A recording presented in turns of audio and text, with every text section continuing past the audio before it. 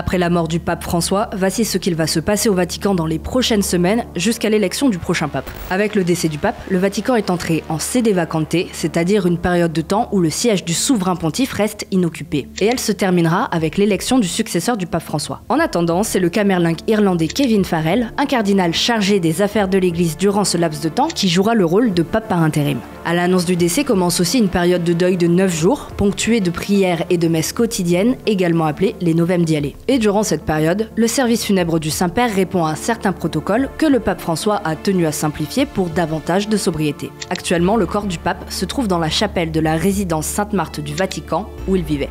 Son cercueil sera transféré mercredi 23 avril à partir de 9 h vers la basilique Saint-Pierre et il devrait être transporté en procession. Et les fidèles pourront voir le corps du défunt et se recueillir auprès de lui pendant 3 jours avant la fermeture du cercueil. Selon les règles, l'inhumation doit avoir lieu entre le 4e et le 6e jour suivant la mort du pape. C'est pour cela que les cardinaux ont annoncé que les funérailles auront lieu samedi 26 avril à 10 h, place Saint-Pierre. Plusieurs chefs d'État sont attendus, comme Emmanuel Macron, Volodymyr Zelensky ou encore Donald Trump qui ont dit vouloir assister à la cérémonie.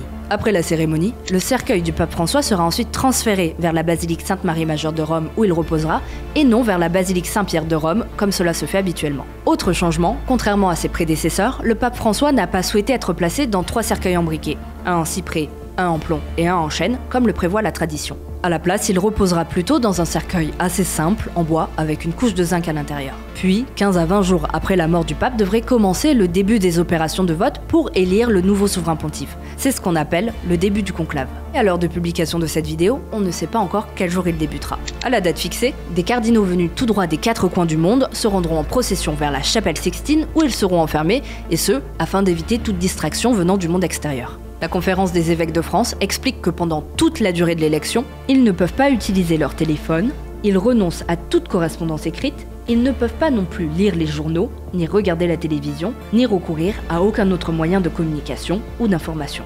Les votes auront lieu à huis clos et seuls les cardinaux de moins de 80 ans peuvent participer à l'élection du pape.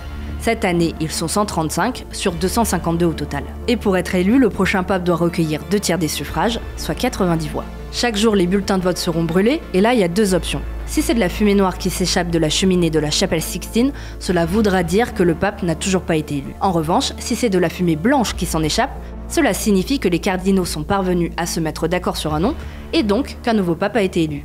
Généralement, la durée du conclave n'excède pas les 15 jours, ce qui signifie que l'on pourrait connaître fin mai le nom du prochain pape.